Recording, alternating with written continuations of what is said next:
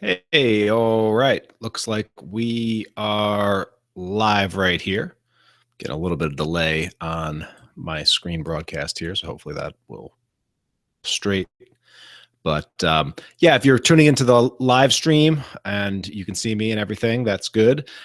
You can actually, I always open these things about 15 minutes early, give people a chance to get in, get settled, do their thing, and before we continue on. So if that is you, feel free to actually just jump ahead 15 minutes if you want to skip over the onboarding stuff and just jump ahead if you're watching the replay 15 minutes. We'll get started promptly at 8:30.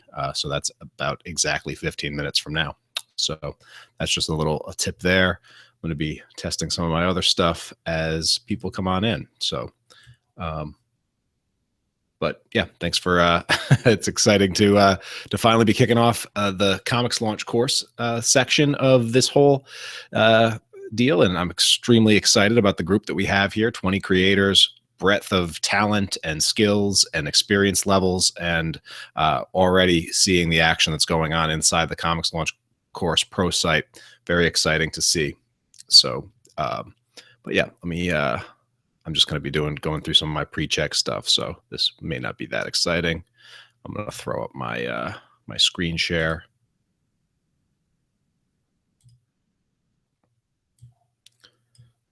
And yeah, that's good.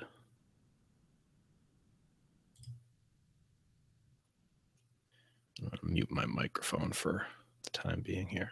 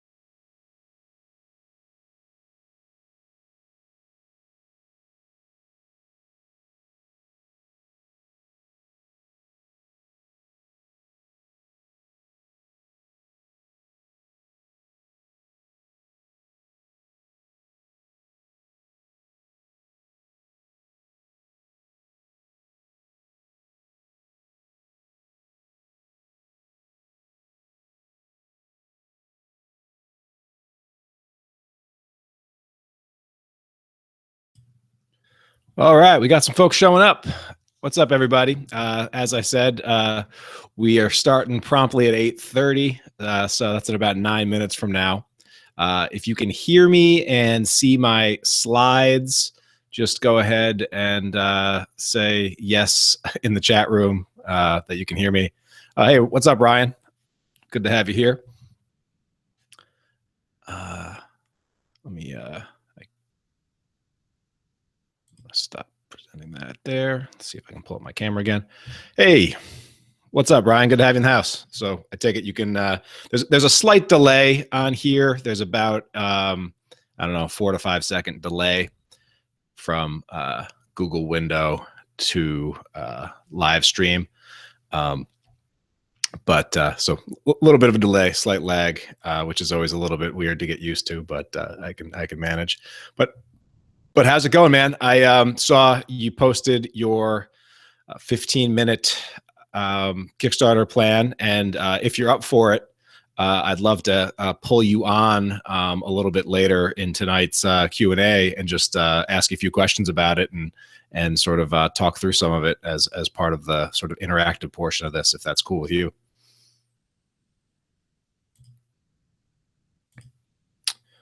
See, we got Matt in the house. What's up, Matt?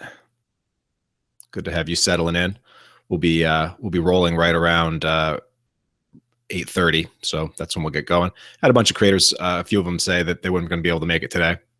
I have to grab my wife's computer with working audio. Gotcha. Yeah, tech issues are always something, as you've seen me see me deal with from on some of these things. But yeah, I mean, if you're able to do it, if you're not able to do it, you can always use chat and other stuff as well. But it'd be great to have you come on.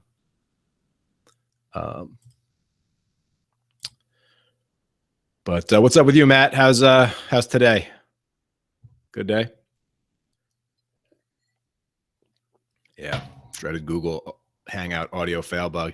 Yeah, I guess this whole thing is going away, and this service that I'm using right now is actually it'll be after the course. The live sessions for this particular course are over, but like late April, they're sort of discontinuing it and building their own platform. So it'll be interesting to see if that is something that is an improvement or not. But yeah, Google Hangouts is it's hit or miss sometimes. Although, you know, it's not like it seems like there's not just one perfect platform out there.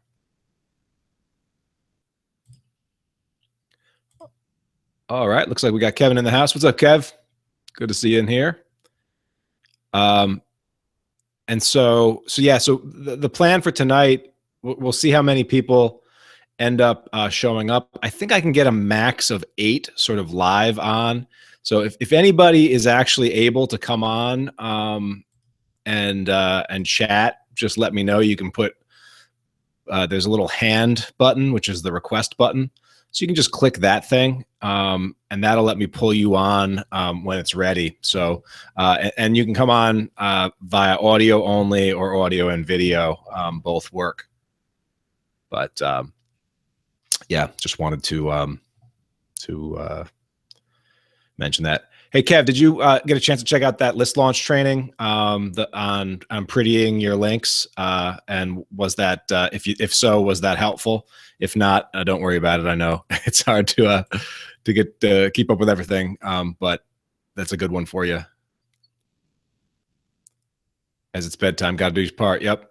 That's dad duty. Dad duty calls. Awesome. We got Roy in the house too as well. What's up, Roy? So yeah, we're going to be getting rolling at 8:30, but letting people get settled in as we come in here. Saw enough to know I have to watch more. Okay, yeah. All right. Yeah, so we got a good group. 20 creators. It's going to be it's great. It's going to be a lot of cool projects. A lot of projects running all throughout the year. And then props to James Powell, who's actually got his Kickstarter running today. I want to check that out because last I checked, it was 95% funded. I'm not sure if cross the pay dirt yet, but let's see. Checking out Matt. Matt's in the house.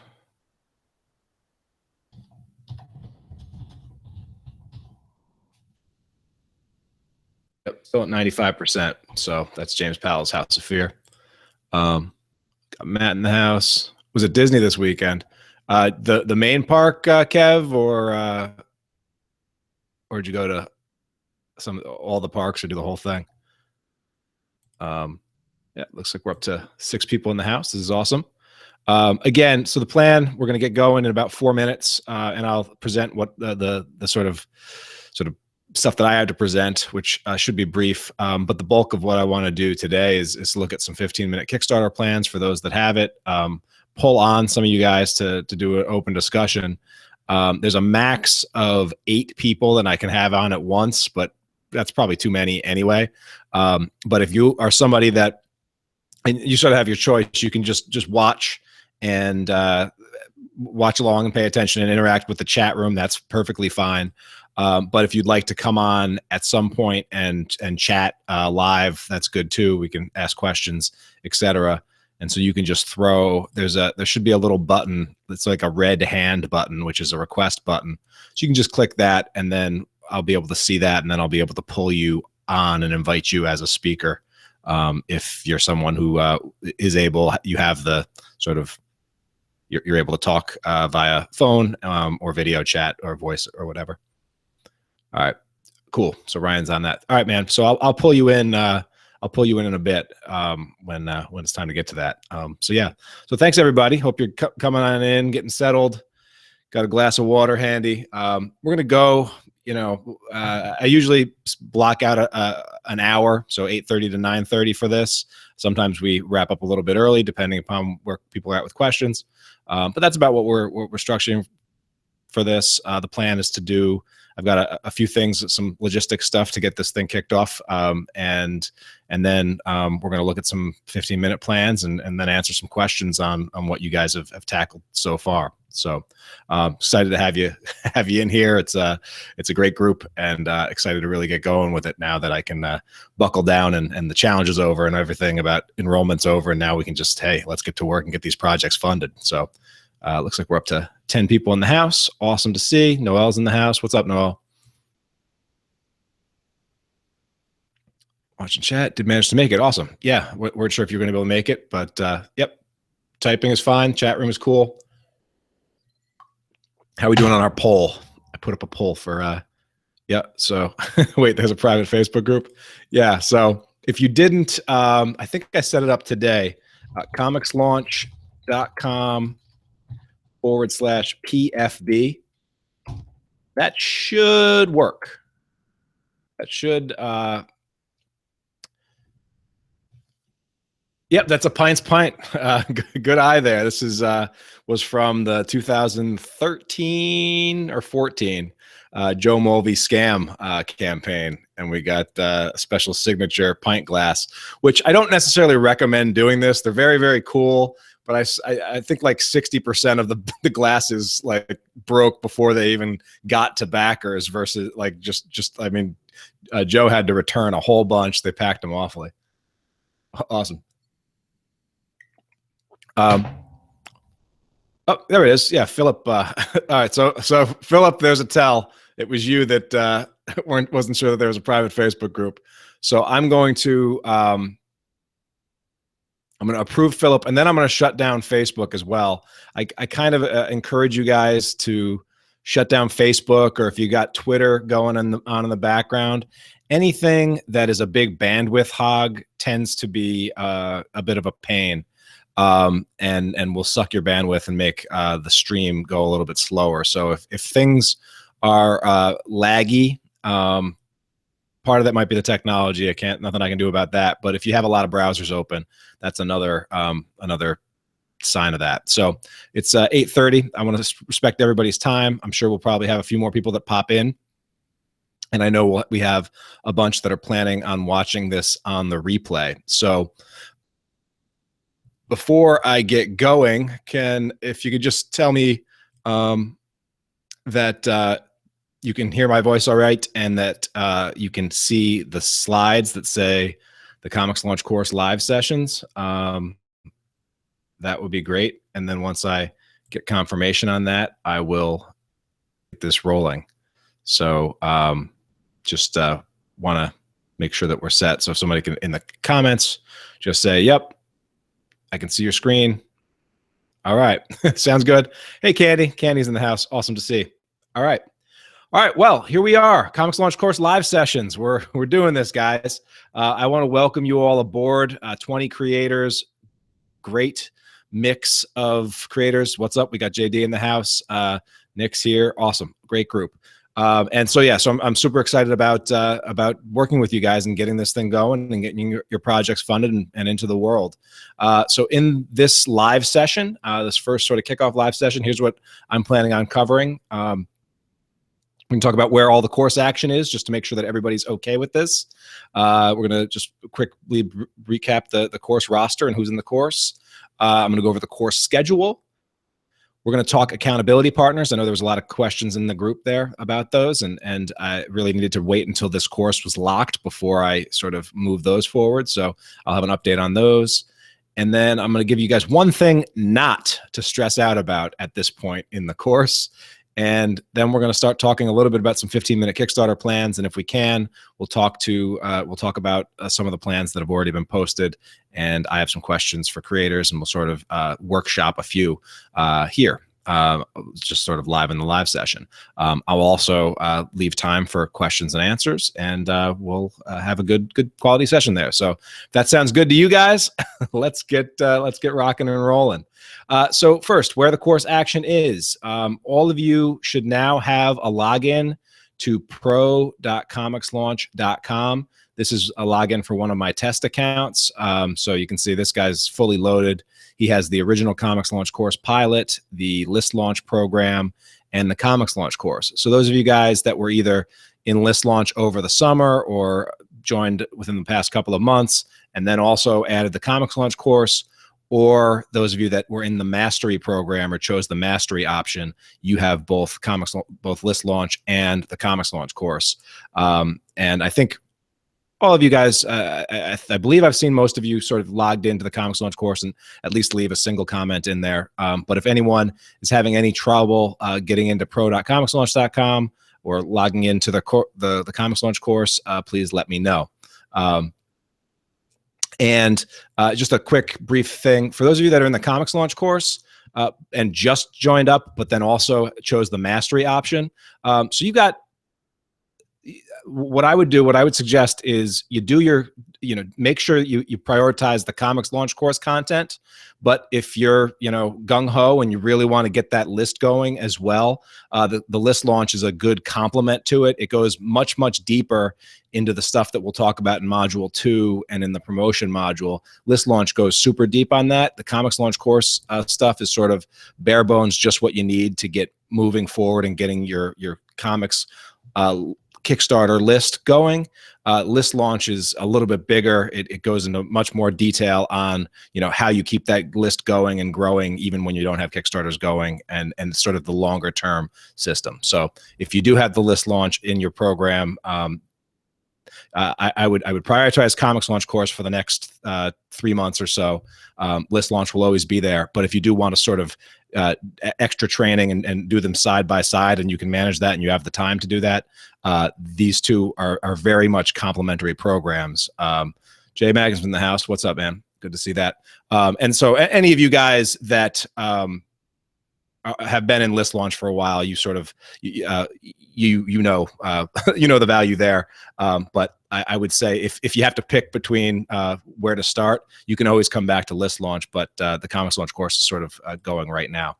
And then the other, I see on my polls, we had 91% of you guys knew that there was a private Facebook group, and one of you guys wasn't sure about that yet. So there is a Comics Launch course private Facebook group.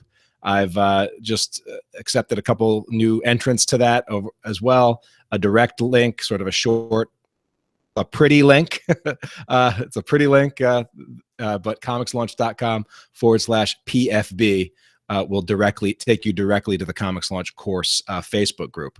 And so, a lot of the trainings, as you've seen within the ComixLaunch course, that have comments that you can just leave right within the training. But some of the things that require more sort of sharing your project page, or sharing your 15-minute Kickstarter plans, or sharing your project images going forward, that's much better served over at the ComixLaunch private Facebook group, as well as that's where also, if you've got questions in the middle of the week and you're not really sure where they fit, post them in the ComixLaunch private Facebook group, and we'll get them addressed over there. So this is where the course action is. All right. And of course, eventually it will be on your Kickstarter page, but for now, this is where the action is. All right, so here's our course roster. I sent you guys an email today that hopefully you all got, that had some short bios associated with everybody. And it's a very eclectic group, a wide range of talent, some creators that have been doing this for a long time, and some creators that are just getting started on their first book. But it's important to just understand that everybody is bringing strengths and unique strengths to this group. And part of I don't see my role as just being, here to to give knowledge and have you receive it. Rather, I really am working to make sure that we can all grow, and then we're also tapping into the tremendous value that is this mastermind of creators from different walks of life, different experience levels, and just a tremendous amount of talent and insights and everything. And so I'm trying, and I hope you'll help me with that, is just to maximize the value that everybody else uniquely brings to this group and make it greater than the sum of its parts. That's what happened with the pilot group of the ComixLaunch course. I think that's going on in the List Launch course already, and this is, this will be a smaller, tighter community than even that one, and even very focused on Kickstarter projects specifically, but I think there's a lot of power there. And so I'm excited to get to know, I've worked with, there's about half this group is people that I've been working with for the past couple of months, and in some cases I've known for several years now. Some of you, I've just sort of gotten to know you through the 6-day Kickstarter challenge, but I'm looking forward to working more with all of you. and yeah, John, that's me being lazy and just copying from the roster of how you signed up. So, when you sign up in all caps, buddy, that might stick. So there's a bonus pro tip for you. All right, let's talk course schedule. So this is January. We are now in, wow, the second half of January already. 2017 it's almost practically done. but yeah, so here's the deal. Basically, the way the ComixLaunch course works is the modules are set to unlock based on when you join the course. So some of you guys, module 2 might actually already have opened up. I think some of you joined a little bit earlier than others, whereas others, it might not be ready for you as well. But I'm going sort of on a week-by-week schedule is where you can sort of do this and to pace yourself. So this week is all about finishing up or working through whatever was in module 0, if you haven't done any of that stuff, and then module 1. The following week, module 2, module 3 will be after that. And so, a few days before the week actually starts, you may have access to the content in those modules. But so you can feel free to go at it at your own pace, but it's really meant to pace things out. So this would be about, it's sort of about what a college level course would be in terms of the amount of time to get through. Yeah. Sign up an emoji all next time. So this month it's all about the ComixLaunch mindset. Is module 1, engaging your platform before launch, and then defining your project and getting really specific. And so there's a lot of exercises around that. It's really getting that vision super clear. And then over here, then in February, we're gonna do a little bit more on your project story and how we draw that backstory and how that really feeds everything from our pre-launch messaging to our Kickstarter updates to what we put on our project page and how we communicate our work to our audience. We'll have another live session on the 7th of February, which is, again, this same time. And you'll automatically, as you did for this live session, get updates in advance of those live sessions so that you won't miss them. And you'll automatically get replays if you can't make a given live session. Then we're going to get into Kickstarter rewards. We're going to nail down the rewards that we're going to want, and then we're going to do Kickstarter budgeting, and we're going to make that simple for you. Then we're going to finish up with how to make a great Kickstarter video.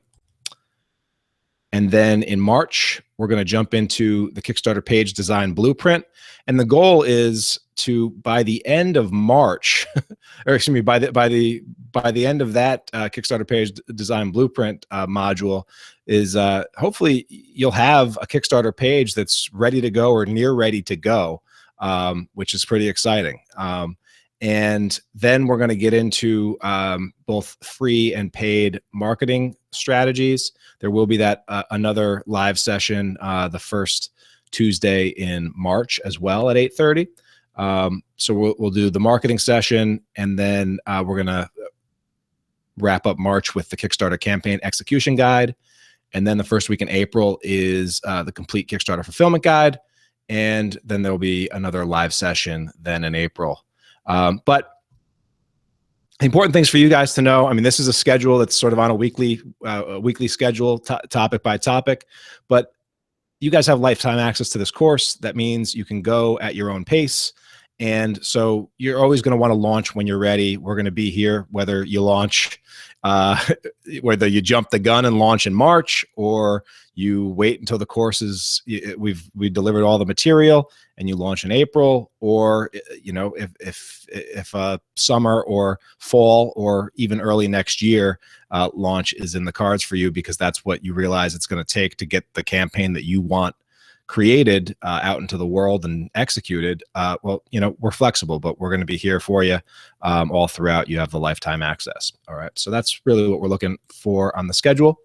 All right. So now let's talk accountability partners. So it did say in the training that everyone's going to get one automatically. I decided against that. I'm making it so that everyone has the option to be paired with an accountability partner. So accountability partners are there for support, feedback, motivation, and staying on track with the course.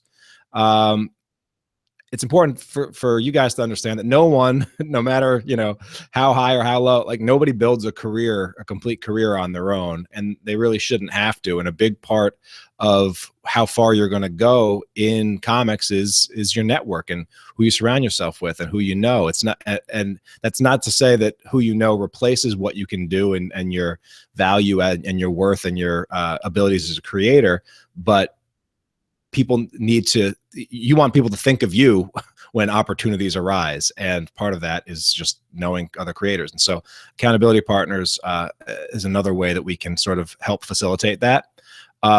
Big thing, important thing. And so basically I put a call to action for everybody that if they want an accountability partner, if they want me to pair them up. And actually some of you guys have sort of already, even before the course has started, have been sort of working as a accountability group, which is pretty awesome to see, sort of just, you know, keeping each other motivated. So we definitely don't want to, I want to encourage that kind of stuff, but I also know that especially when you're talking about meeting new people here, and if you're relatively new to this, you know, I want to help facilitate by pairing up some people that I think will be good matches and be supportive for each other. And so I've heard from, I think 2, 4, 6, 8 creators that said that they'd like a accountability partner. And so I'm going to pair those. But is there others out there from a publishing background more than a single book? Yeah, Noel, there are definitely creators in here that publish, that see themselves both as writer, creator, and also publisher, and are publishing other people's work as well, are interested in going that route. So there's definitely, I think we can easily find someone that would be a good fit for you as well. So if you're watching this and you haven't told me that you want one, or if you don't get an email from me by the end of this week with an accountability partner and a pairing, then just hit me up and I'll make sure that you get one. And one thing that's, all right, so you get a accountability partner. Well, what are you going to do? Well, I give you some in the training. I that's in the pro.comixlaunch.com course, training on sort of how the course works. I did talk about that a little bit, but I definitely do like the concept of the daily debrief or daily check-in. I know daily sounds like it sounds like a lot, but that's how habits are best performed. And it's almost easier to check in daily than it is every twice a week or 3 times a week or every other Monday or whatever, like, because you can get into a habit. And it could be as simple as starting like a Twitter direct message or a Facebook message thread that just goes back and forth, and where you each say, hey, it's me, Noel. Here's what I did today. Here's what I was struggling with, if I was struggling with something, and here's a win that I had, or here's what I'm going to be doing tomorrow. So like, it doesn't even have to be answer all of those questions, but it could be that easy or that quick.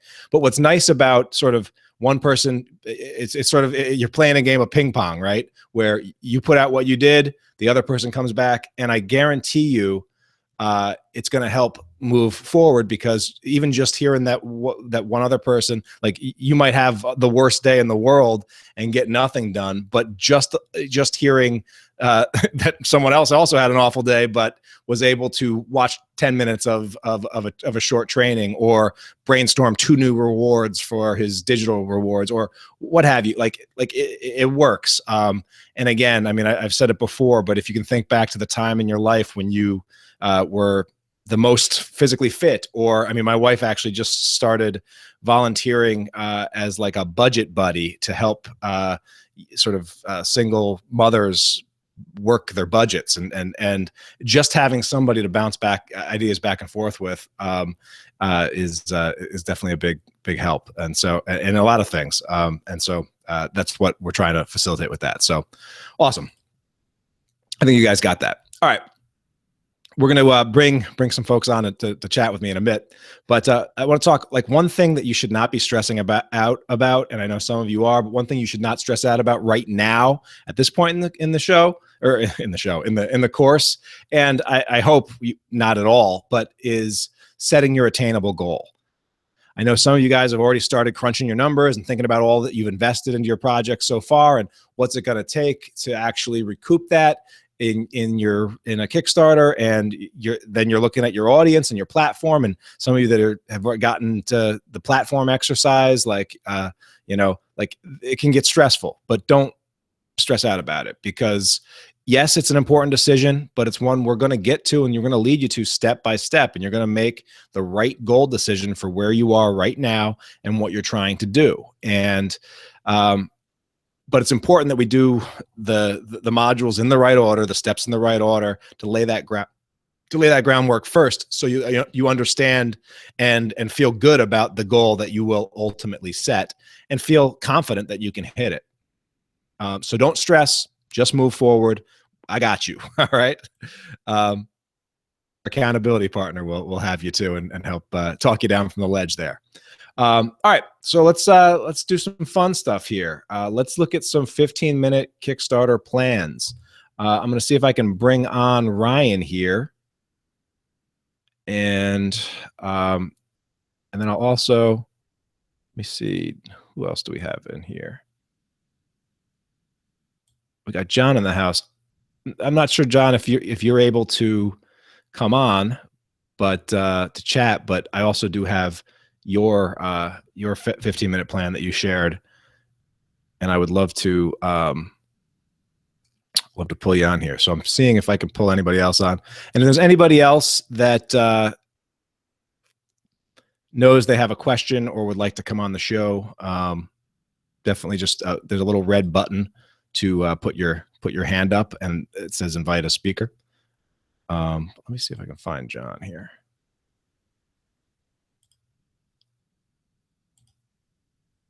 All right. All right, so we'll see if I can get this tech stuff in here. But some of the things, and so for those of you guys that haven't gotten to it, it's one of the trainings in the early modules that's already unlocked for you. But and you may have seen this elsewhere, but basically this is your opportunity to take 10 to 20 minutes, and some of you will end up spending. Oh, yep. There we go. I hear you, Ryan.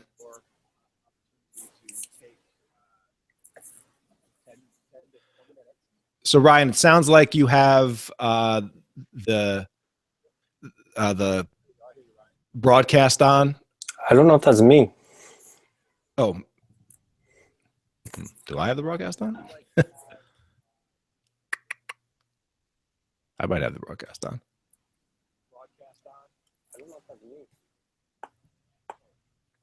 All right, we'll see. Let's see if we can get this thing figured out here.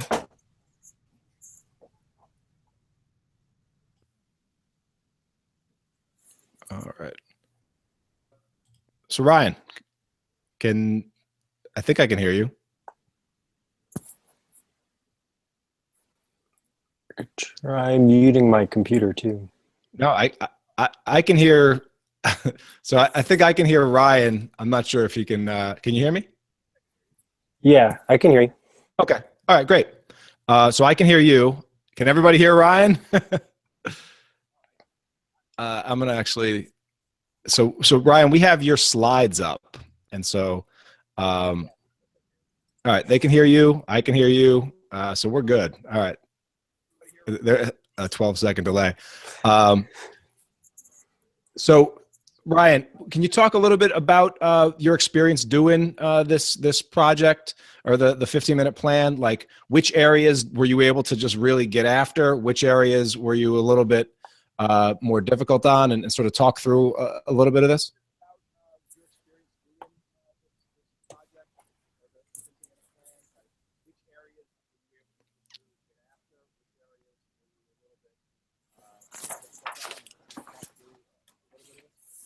Sure. I think the why was pretty easy because we had gone over that in the Kickstarter challenge. So I knew my like more of what the heart of the story was, but the big thing is I'm really looking to try to get like a physical product.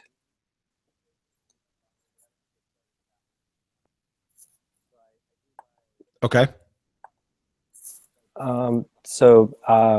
I don't really know what I'm going to be doing for product details. I was kind of looking at Kevin Joseph's book because I know what his stuff looks like because I've got Kickstarters from him before. So I was kind of like, I'm going to probably base most of my stuff off of what his books look like.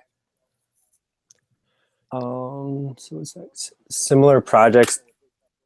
For that, it's like things I've seen online. A lot of people just kickstarting floppies, so I'll probably be looking at people who've done just one shots or first issues, stuff like that. People that can help. That is pretty much like going to be people from the course. I'm kind of hoping people I've met on Twitter, people I've met from taking classes like Comics Experience, just people who I've talked to in general, people I work with. My work does shift meetings, and I'm kind of hoping that I'm going to ask them if they would let me do a presentation, and it will happen like 5 days after I'm planning to launch the campaign. So I'm hoping that maybe they let me do that and give me a chance to like get up in front of people and talk to them and see if they'd be interested in checking out what I'm doing. Yeah, I love that. I love the idea of taking it offline and get it in the real world, because you're definitely, you know, like even if they're not comic book fans, just most people in the world haven't even most people maybe have heard of Kickstarter by this point. It's 7 years in, but certainly the vast majority of people have not launched a Kickstarter project, or don't even know the first thing about everything that goes into launching a Kickstarter project. And so by sharing that, I think that's a great idea. I think.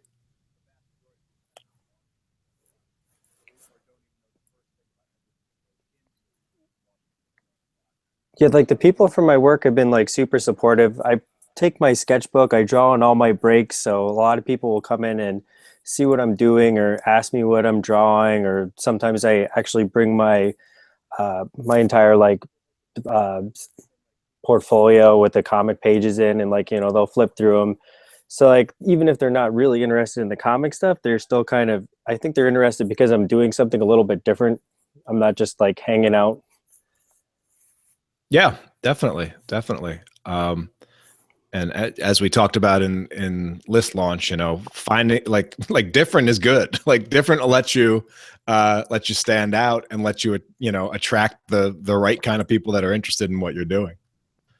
What areas did you feel like did you feel like felt like there were a bit of gaps or things that you're going to want to focus on in this course?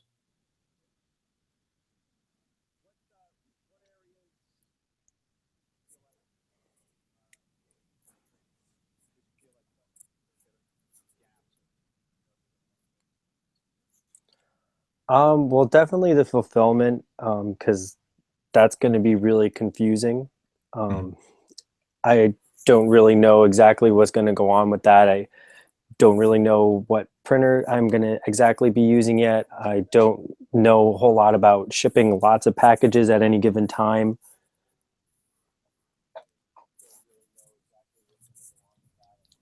Okay, yeah. I mean, we're going to cover all of that and and it's fine that you don't have those answers down at this point, because you know you, you don't know exactly how big the Kickstarter is going to be and what you would do for 50 backer campaign versus a 250 backer campaign versus a 2,000 backer campaign would be wildly different. So, um, and as Noel said, pawn it off if you are able.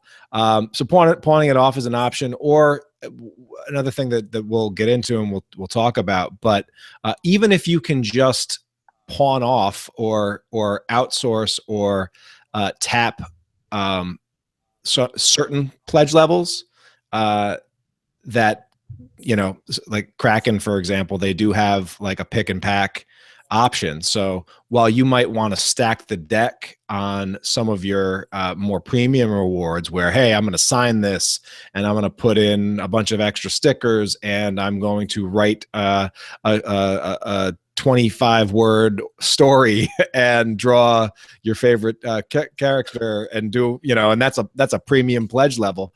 Well, you're only going to get a couple of those throughout the whole campaign. You can fulfill those, but if you could have somebody like Kraken uh, take care of the 100 or 75 lower tier simpler packages that don't require you to touch them, that's going to save you a ton of time, a ton of logistics. It's going to get the thing in your backer's hands faster, and it's going to let you focus on what you do best, which is creating and building your audience, or at least that's the areas that you should be focusing the most on. So yeah, Yeah, but that's definitely what I was kind of thinking too. awesome. Awesome. And yeah, and I mean, yeah, I love the after Kickstarter. I know you've got a convention already sort of locked in for October, so we need to get these books. So That would be awesome. yeah, yeah. Well, that's the plan. That's the plan. So this is good, man. I think you did a lot of good work here. I know you got a lot of the challenge as well. So I think you're rolling, and what we're going to do is really now clarify this to decide what from here is must haves and what is nice to haves, and then build the plan to that's going to make it a reality. So excited to be to working with you on this one. Yeah, thank you so much. Yep. And did you have while we've got you here on live, did you have any questions or about anything that I can address now before we get into anything else? Well, so like one of my ideas is to include backing boards where I draw original art on. It was an idea I've had before, and now, like you were saying about having people fulfill the campaign, so that would make it really hard. Like, because I was thinking of it having to be like a slight upsell from like just the basic comic. So essentially, that would mean I couldn't outsource any of that stuff. So is that a Right. good idea, bad idea? Well, it's not one. So it's not 100% impossible for you to outsource that, but it does make it a lot more difficult. But one thing that I like to do, and I do this for a lot of campaigns, is usually that there's a gap. If you're going offset, right? If you're going Mhm. offset, then there's usually at least 2 months between, because most of the time you're going to be printing overseas, and there's at least 2 months between when the book, when you send the files to the printer and when you actually get the files or get the books in hand. And so that's one of the reasons why I like doing things like sketch cards or sketch plates or a backer boards, because you could be doing those in the 2 months between when your files go off to print and when they're actually being printed and then slow boating across to the US. So you can sort of be doing those. You don't have to wait for the books to be in hand for you to do those sketches. And then you could choose to ship those backer board things to somebody, to a fulfillment center, and they could actually pack and fulfill that for you.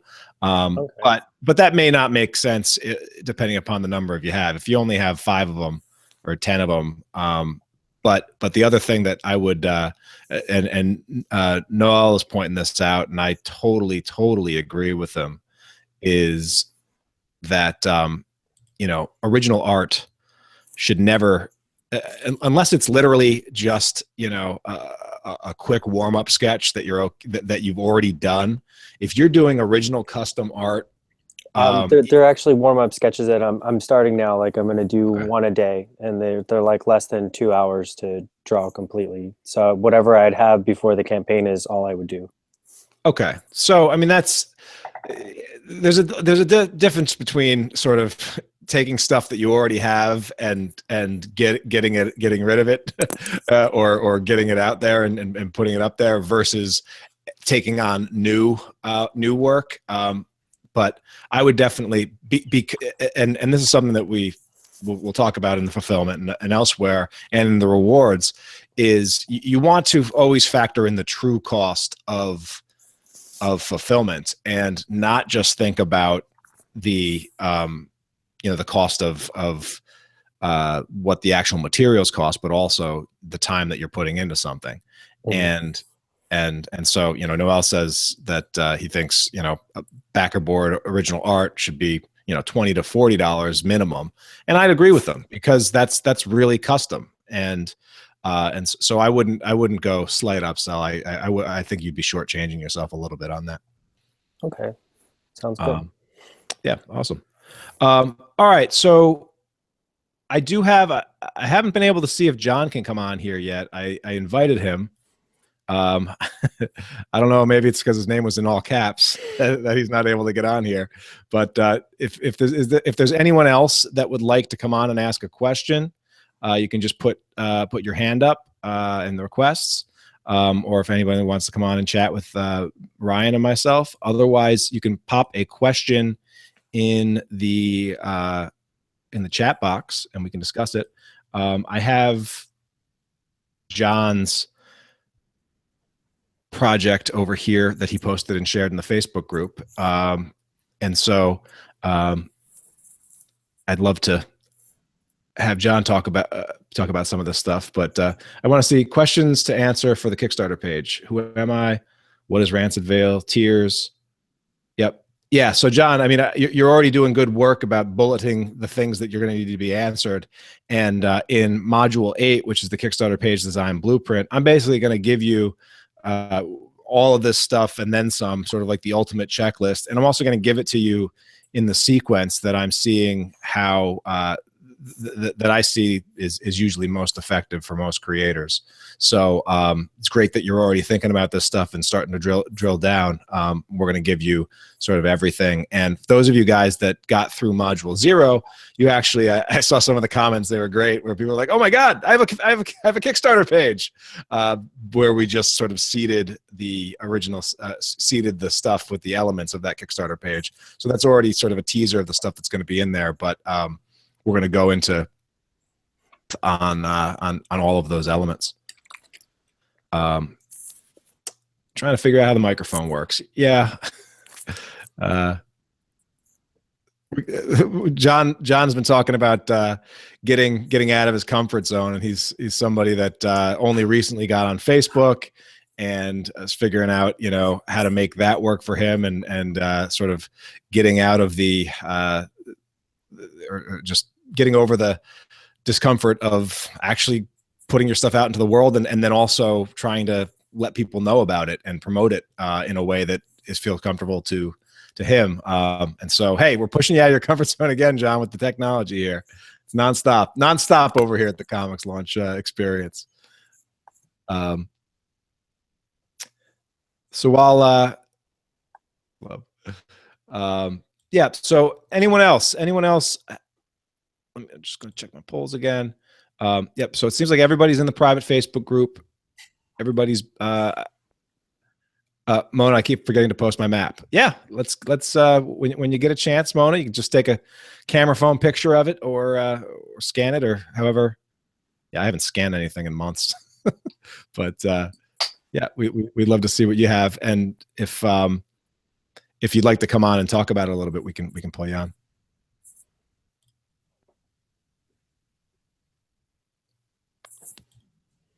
All right.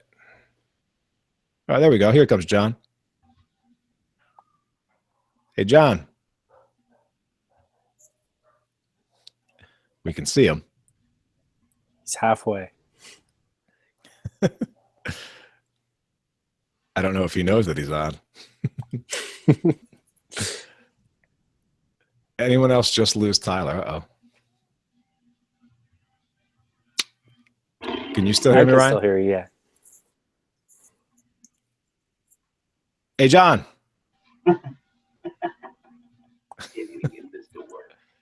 John, we can hear you. Better watch what you.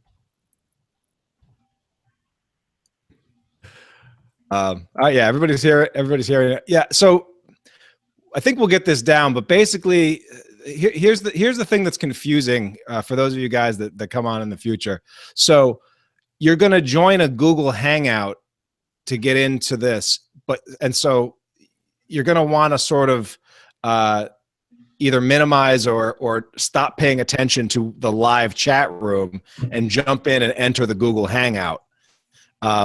Because, and then once that's right, once you're in the Google Hangout, you need to mute the webinar that you were watching. So it's a little bit confusing, I know, because you're watching, because then you get into your place where you're watching yourself, but you're watching yourself like four seconds in the past. You got a Marty McFly thing going on there. It gets really confusing. Hey, John, we can see you. Oh my goodness. John, we can see you and hear you. I can't even hear anything now. Oh, and the other thing is earbuds. Like that's another thing that's good here. So we'll it looks like John gave up. But we can definitely try to figure that out. Maybe we'll have to have a separate tech only section. John's back. Hey, John.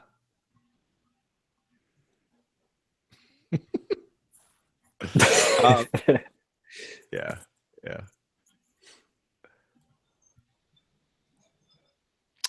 So while we're waiting to see if John can figure this out, any questions anyone else has on anything covered so far?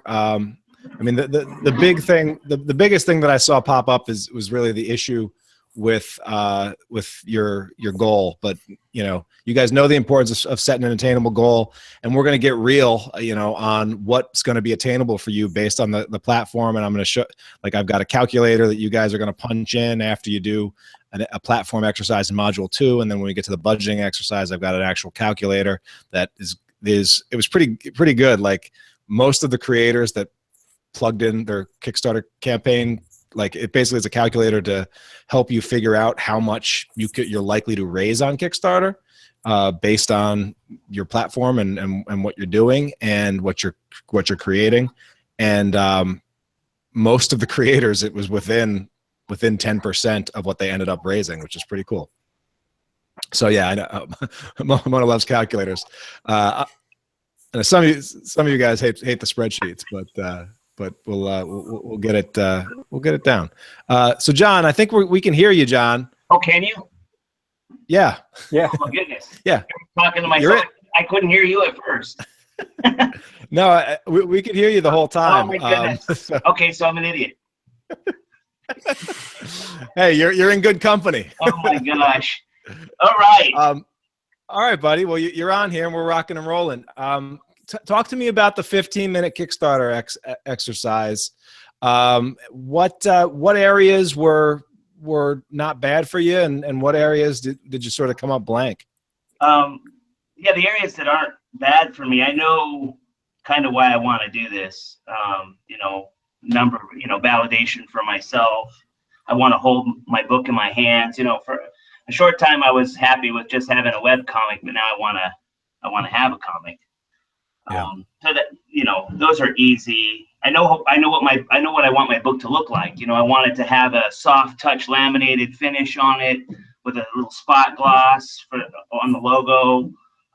The interior pages are going to be colored. It's 50 pages. I actually am in distribution. That's my job. So okay. That fulfilling the Kickstarter isn't going to be a problem because I have a whole production department that actually reports to me. So I'm going to utilize them. Yeah. So that side is locked and loaded, and that's good because that's the kind of stuff a lot of times creators don't take advantage of the strengths that they do have, and then also don't communicate that properly on their website. So I was saying this to James Burton, who he's a logistic. He does logistics. He manages like multi-million-dollar warehouses and all those things like that. Like if you can just find a way to slip something like that just in a line or two on your page, like all of a sudden I trust that James is going to be able to get his project fulfilled. I trust that your book's going to come out, like when you can talk in detail about how your vision for it and why that stuff is cool and why you're so excited about it, and communicate that on your page and in your updates and in your communication, like that stuff, it has power. So let's definitely make that happen. So what about the areas that were sort of gaps? It's the same areas that I've talked about before. I mean, I avoided Facebook like the plague for so many years that just because I didn't grasp the whole concept of social media. Yeah. So people who can help, I'm starting to build a group of people that I know can help me, but that's always been a challenge in promoting my product. There's a fine line between being passionate and grandizing, and that's always been my fear. And then of course, just the whole connecting with people has always been a little bit difficult. Not that I think that I'm a sort of a personable person, but just I'm not always extrovert in how I deal with other people. So, those are the challenges. Yeah, definitely. And I think our community has a lot of people that can resonate with that. And so it's definitely something that I'm gonna continue to push you a little bit outside your comfort zone, but never so far that you're like, wait a minute, that's not me. I do in general think as creators, we are way more concerned about coming off as, like, as you said, sort of aggrandizing or overly promotional, and not concerned enough about just being completely ignored and obscure. And I, you know, one of the things that, and you guys probably have, there's probably a show that you guys love that's a great show that you didn't jump on, that everybody watches, but you didn't jump on until season 2 or season 3 or season 4. Whether, I mean, for me, that would be Game of Thrones and Breaking Bad. And it's like, it took everyone in your world and your universe to be talking about it, and you getting sick and having nothing on and stumbling upon it before you gave that thing a shot. And that's for talking about things like you know, Golden Globe and Emmy winning TV shows with $1 million budgets. Like, we can't, I almost feel like in our little worlds with our budgets, like we can't, like we would have a difficult time, like, being too much. Now there's wrong ways to do it and more aggressive ways to put our stuff out there. But when it comes to like getting like just being present and putting stuff out into the world, like, I think we tend to overestimate how much reach we're actually having when, and you know, I talked about that recently, where it's like, you're going to finish your Kickstarter, you're going to get funded, and a day after you launch, somebody's going to say, "Hey, when are you doing that Kickstarter thing? I was really looking forward to that." And it's like, oh my God, I feel like I've been living this and doing nothing but talking about Kickstarter and only banging that drum, and yet the world has still ignored it. So we're going to find the right mix for you. As Mona said, be authentic, tell people how much you love it and why, and people will know. And that really is true. And that's one of the reasons. Now, John, have you done conventions for your stuff yet? No, I haven't. Okay. No. Yep. And I do, and I know Ryan's going to be doing his first conventions as well. Kickstarter is going to be a great practice for when you actually go and do conventions. They sort of work hand in hand. Now, I started doing conventions well before Kickstarter even existed, but I definitely felt when I got to Kickstarter I was better prepared, because I'm like, oh, wait a minute, this is like, in so many ways, this is like a 30-day online convention just about me. And my Kickstarter page is like my my convention table. And because the tools of Kickstarter let me express the passion and talk not just about the project, but I can talk about the creators who are behind the project. And I get to, you know, brag about the artist partners that I'm working with, or brag about the letterer who has saved my bacon amongst of times, or brag about the printers and you know, and talk about Jacob Way's hair at Crack and Print, you know, like that stuff, that passion that enthusiasm is so powerful. And if you guys go look at your own history, the projects that you backed and really got sucked into, I mean, a big reason why Ryan's here is because he's got one of these pints mugs, and he sort of got wrapped into some of the stuff that Comics Tribe has done, and those campaigns felt more like events and the kinds of interactions that you would have at a convention versus just a simple transaction. So it's true. So your campaign is going to be good practice for conventions and vice versa, and they're going to feed each other and snowball.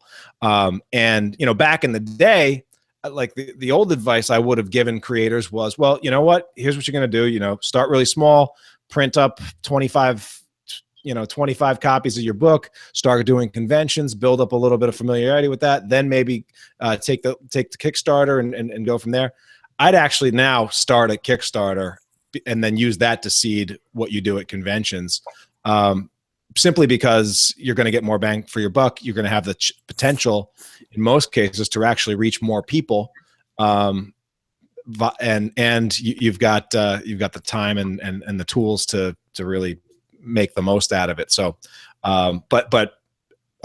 when these things start getting really exciting is when they start feeding each other. So, you know, like Ryan said, a successful summer campaign that allows him to fulfill all to you know, get his to print his books, fulfill all his backers, and then still have some stock that he can now go to a convention and sell. Like, that's mean, that's the dream right there. Most creators prior to Kickstarter were showing up at conventions, and they're already a couple $100 in table fees in the hole, and a couple $100, if not more, in product in the hole. And now they've got to dig themselves out of that hole at the conventions. And a lot of times you'd see creators that aren't able to do that, and you know, they look miserable. And then if you're miserable, go like halfway through your convention, that's only gonna make your convention sales even worse off. Yeah, and as Kevin said, you know, the financial risk is definitely not there. I mean, there was a great quote that I mean, I saw I forget which creator it was, but he tweeted one time. He's like, in my day when I was coming up, they had something like Kickstarter. It was called a high interest credit card, and yeah, and I mean, I'm sure some of us have been there as well. Yep. All right. So anything in here that was a particular insight that came up from doing this exercise, John, or anything that you want to talk about, or maybe question or anything while we got you? No, I'm pretty good. I think, you know, I wrote the things down at the bottom where I needed to talk about, you know, answering those questions. It's just yeah, I don't have any other. I mean, I have a lot of ideas for a lot of different rewards, and I'm sure we're gonna cover that down the road on where you start plugging those suckers in. You know. Yep. You know, yeah. Yes, I'm good. Yeah. You know, the more you think about it, the more there is to think about, and that's part of the reason why, like, I put together this course was like, okay, you know, you can quickly fall down rabbit holes. And so, all right, we'll take it module at a time, focus at a time, and build this thing up the right way. But what I didn't do this in the pilot version, but I think, and I hope, and you guys will let me know when the course is over. But in the pilot version, we sort of waited to the very end to build our Kickstarter pages. Course better. I think building the page as we go, so it always feels like not just are we doing these exercises and really doing these thought exercises and getting the heart, but we're also building that page as we go. And so, you know, I'm hoping that you guys are enjoying that, and sort of it's really helping you see how this stuff all fits together, because I'm trying to make this, you know, the most direct route that also covers all of the key elements. One of the things that I'm going to add to the course after the fact, after we get through it, is I'll actually add sort of your campaign quick start guide, so that, you know, for those of you that are, because what I really want you guys doing is work through the program once, sort of go through everything, go through all the trainings, but then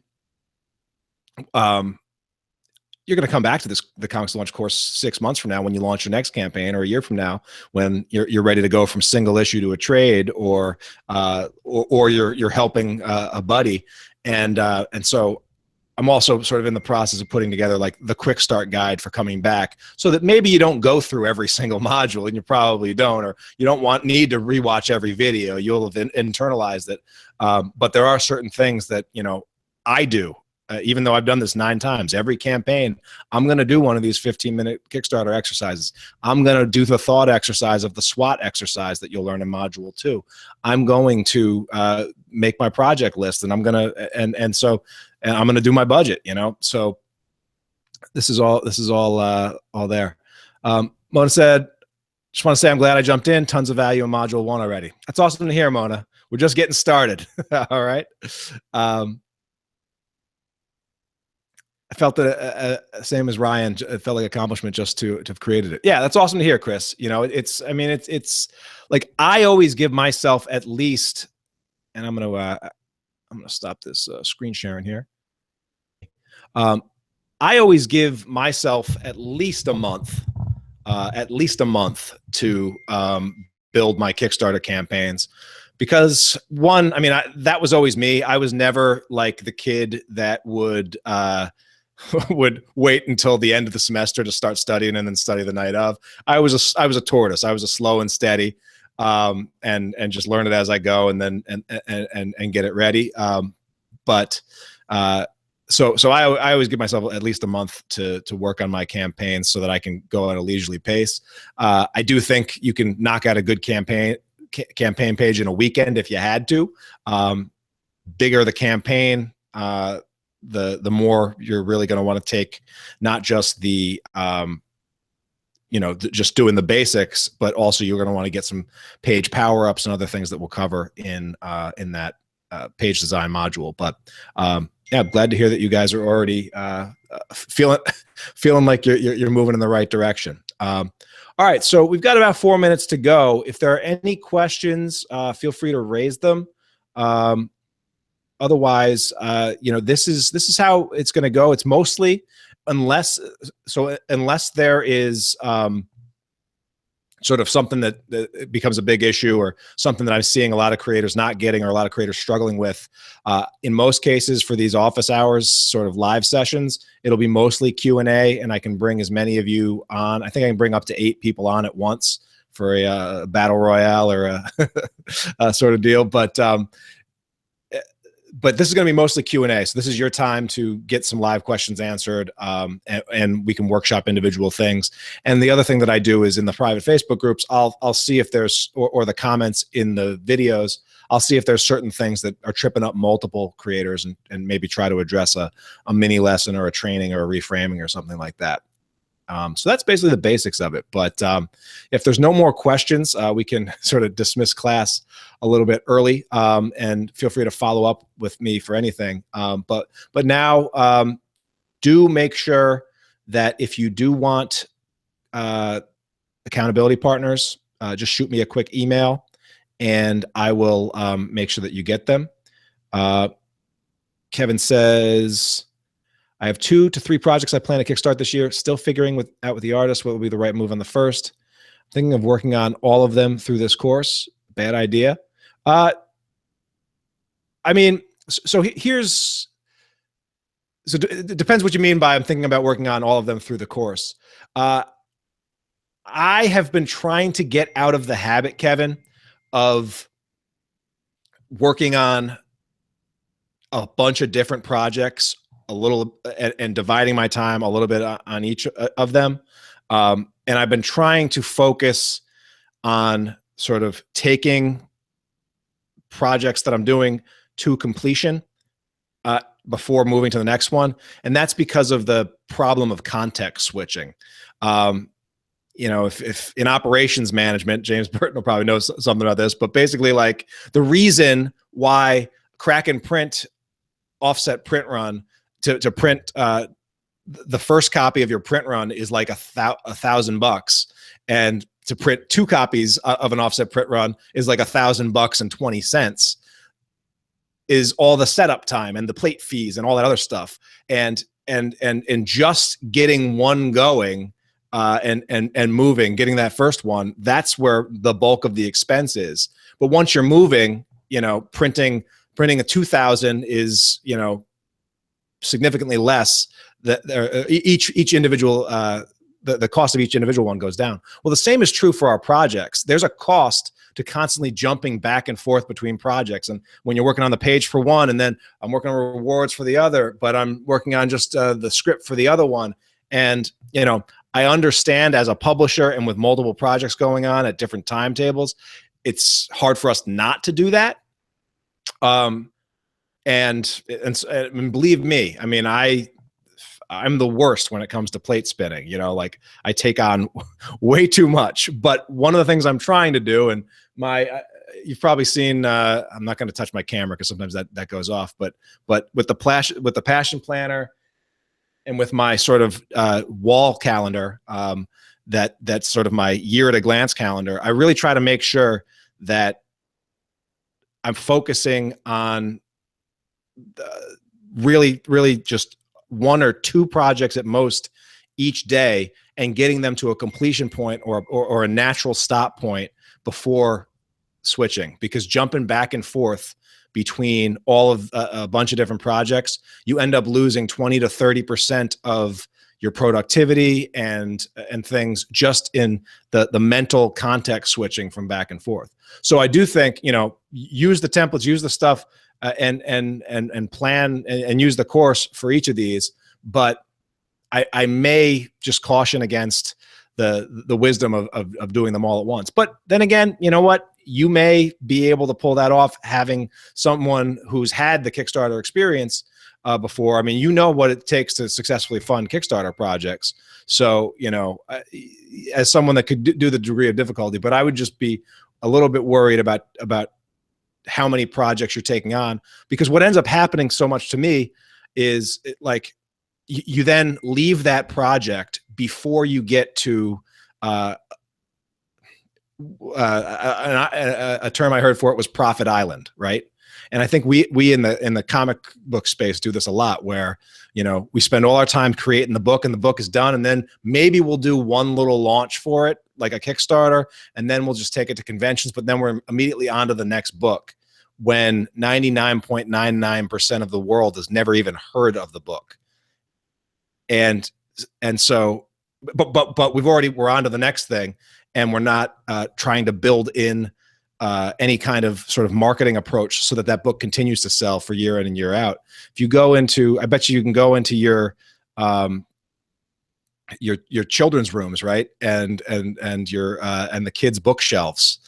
And I bet you there's a significant number of books on those shelves by creators that are no longer with us, that have been dead for many, many years. And that just, you know, that's a different mentality for those books that are just going to continue. And those books got to a point where they got to enough of a take where they just continue to sell. And so that's something that I'll be continuing to hammer on and be talking about in the Beyond Kickstarter as well. But I feel like a big reason we do that is because we get so enamored with the new idea before properly, fully realizing the idea that we have in our hands. So just something to wrestle with. But I know, as a publisher myself, and with different teams and different groups that all have different goals, and you want to honor those and make sure that they feel like they're a priority as well. Sometimes it does require dividing your time up a little bit. Yeah, Mona, you got a big wall calendar too. Yeah, I love this thing. It's definitely good, and she's a passionate planner too. Awesome, guys. All right, guys. Well, I'm not going to keep. Oh wait, let me see what Phil is saying. Yep. Yeah, so I know Phil was having a little trouble getting intimidated, and Phil, that's something that I've had to as well. When you get like a nice planner, and you got to worry, oh crap, this is too nice. Like, I don't want to even make a mark in this thing because it's so nice, and how am I, like, what if I write the wrong thing? But man, mark that thing up. Just get in there, dirty it up, and fill it up, because and actually the next episode of the ComixLaunch podcast, I talk about the Passion Planner, and I talk about my end of the year sort of recap review system that I use to sort of recap my best lessons from the previous year, and then put myself in a good position to go crush the new year. So I share that in the upcoming episode of the ComixLaunch pod. There's a big part of that as well. All right, guys. Yeah, Kevin, pick the one that's most ready to go and make that a priority. But yeah, keep, as you said, I think you in the challenge, you set up folders for each of those ones. And if you know they're coming, man, there's no reason not to set those up. And, you know, as stuff comes in or as ideas come in, like you want to make sure that you have a place to put those things. And that's something that is a practice that I do, is like, a lot of times I'll be working on something, but then something else will be gnawing on me, right? And they'll be like, oh, that's a really good idea. And so what I do is I just like, okay, I'm going to let myself brain dump the hell out of that idea.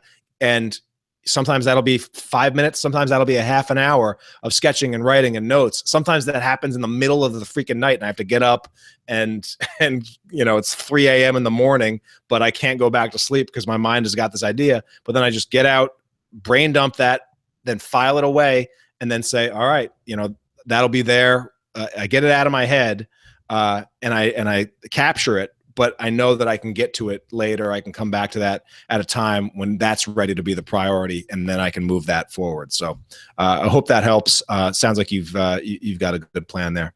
All right, everybody. Well, thanks so much for tuning in. John and Ryan, thanks for coming on and being our contestants on the ComixLaunch is Right.